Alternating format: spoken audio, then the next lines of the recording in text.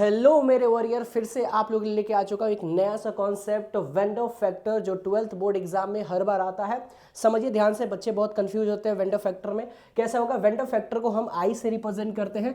Vendor factor का जो formula होता है वो होता है total number of moles of solute after dissociation and association.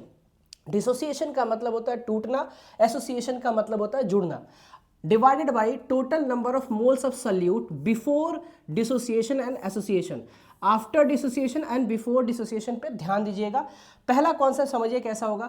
Do not dissociated, जो डिसोसिएट नहीं हो सकता है, जैसे यूरिया हो गया, सुक्रोज हो गया, ग्लूकोज हो गया, कैन शुगर हो गया, इथाइलिन ग्लाइकोल हो गया, नॉन इलेक्ट्रोलाइट हो गया, उसका जो वेंडर फैक्टर का वैल्यू होता है वो 1 होता है। किसके बराबर होता है? 1 के बराबर होता है। सेकेंड मेथड समझिए, फॉर कंप्लीट डिसोसिएशन, जो कंप्लीट डिसोसिएट हो जाता है एक्वस सॉल्यूशन में, उसकी आई की वैल्यू ग्रेटर देन 1 होता है, मतलब 1 से ज़्यादा होगा। जैसे कि एग्जांपल से समझते हैं, हमारे पास एक कंपाउंड दिया हुआ है मैग्नीशियम क्लोराइड।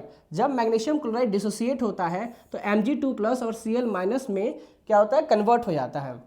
अब ध्यान समझिए, डिसोसिएट हो जाता है। अब यहाँ पे इसके पास नंबर ऑफ मोल्स मैग्नीशियम के 1 है और क्लोरीन का नंबर ऑफ मोल्स कितना है? 2 है। तो 2 प्लस का 1 कितना होगा? 3।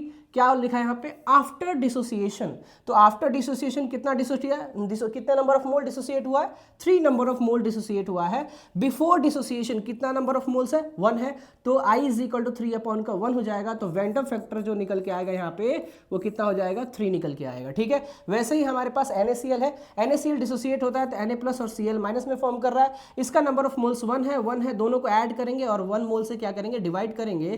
तो ये हमारे पास I की वैल्यू इजिली फाइंड आउट हो जाती है। अब ध्यान समझिएगा, यहाँ पे कंप्लीट डिसोसिएशन की बात कर रहे हैं। जब इनकम्प्लीट डिसोसिएशन होता है, 50% होता है, 20% होता है, 60% होता है, उसके लिए अलग फॉर्मूला होता है। उसके लिए हम दूसरे पार्ट लेके आएंगे वीडियो। तीसरा मेथड समझिएगा, फॉर द कंप्लीट एसोसिएशन, जो कंप्लीट एसोसिएट हो जाता है वो आई की वैल्यू क्या होती है? लेस देन 1 होती है, 1 से कम होगी।